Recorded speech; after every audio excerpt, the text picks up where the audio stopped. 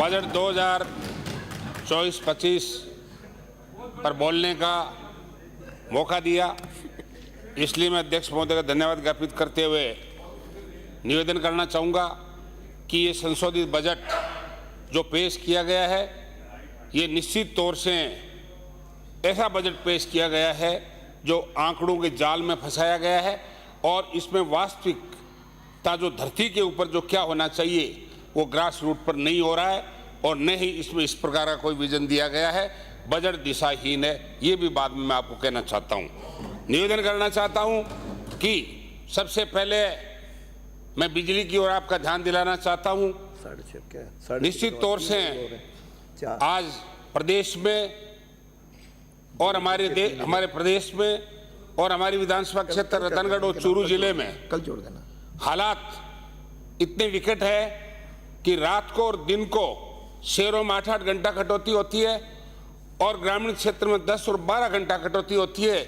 बरसात होने के बावजूद आज मेरी विधानसभा रतनगढ़ और पूरे जिले में हालात खराब है। वहाँ 400 केवी का जीएसएस है, उसको ओवरलोड हुए ऐसी हालात जिले की बना रखी है, जिसमें इस बजट में किसी भी प्रकार का प्रावधान 400 केवी जीएसएस को इंफ्रास्ट्रक्चर को डेवलप करने के लिए 132 केवी जीएसएस जो रतनगढ़ तहसील में मात्र एक है, जहाँ 75% क्षेत्र में सिंचाई क्षेत्र है, जहाँ हमेशा संकट बना रहता है। 4 और 5 घंटा से ज़्यादा किसान को बिजली नहीं मिलती। इसके अलावा मैं ये भी कहना चाहता हूँ कि वहाँ माननीय मंत्री महोदय, विद्युत मंत्री महोदय विराजमान है। मैंने ये बात इनको मीटिंगों में बताई और 132 केवी जीएसएस की मांग भी की और मैंने ये बताया कि कम से कम हमारी कांग्रेस सरकार के टाइम में स्वीकृत 100 MVA ट्रांसफार्मर और 50 MVA ट्रांसफार्मर और 20/25 MVA ट्रांसफार्मर जो सैंक्शन है उनको रखाया जाए, ताकि हमारे किसान को और गांव को और गरीब को बिजली मिल सके, क्योंकि विकास का मुख्य जो आधार है वो इस समय बिजली है। इसलिए इसके अलावा आज 2,08,000 घरेलू कनेक्शनों की बात की गई है, जबकि मैं निवेदन करना चाहता हूं कि बजट में कहीं भी रेगुलर ढाणियों का कनेक्शन करने के लिए कोई भी रेगुलर व्यवस्था, रेगुलर योजना और इसके लिए कोई व्यवस्था नहीं दी गई है, जबकि पूरे प्रदेश के लोग जो ढाणियों में रहते हैं लाखों की संख्या में, वो सरकार की तरफ देख रहे थे कि ढाणियों के कनेक्शन के लिए कोई न कोई योजना शुरू की जाएगी। मैं निवेदन करना चाहता हूँ माननीय मुख्यमंत्री महोदय से, ऊर्जा मंत्री जी से, कि रेगुलर ढाणियों के कनेक्शन को लागू किया जाना चाहिए। इसके अलावा गांव और शहर की आबादी क्षेत्र में जो बसे लोग हैं, आज उनको कनेक्शन नहीं दिया जा रहा है और कॉलोनियों में 75 रुपये प्रति दरगज पैसा वसूल करने के बाद उनको लाखों रुपए लेकर के बिजली कनेक्शन दिया जा रहा है। इससे लोग बर्बाद हो रहे हैं और अपनी जमीन बेचने पर भी उन्हें कनेक्शन नहीं मिल रहा है। ये किस प्रकार की नीति है, इसमें छूट प्रदान की जानी चाहिए। इसके अलावा मैं निवेदन करना चाहूँगा कि 2024 तक के कनेक्शन देने की किसानों को जो व्यवस्था की गई है, जो बात बताई गई है, मैं कहना चाहता हूँ कि 31 मार्च 2023 तक के किसानों के डिमांड नोटिस जमा किए हुए 1-1.5 साल हो गए, लेकिन अभी दोनों कनेक्शन नहीं मिला। और राजस्थान में प्रत्येक ब्लॉक में 18 और 17 और 18 की योजना में ही अभी झूम रहे हैं।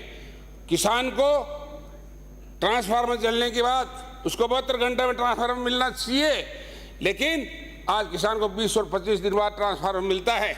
तो क्या ये बताइए कि उसकी खेती किस प्रकार होगी। अपन किसान की सब बात करते हैं, लेकिन उसकी धरती में उसको दर्द है, जिस कारण से उसको नुकसान हो रहा है, उसकी बात अपन नहीं कर रहे हैं।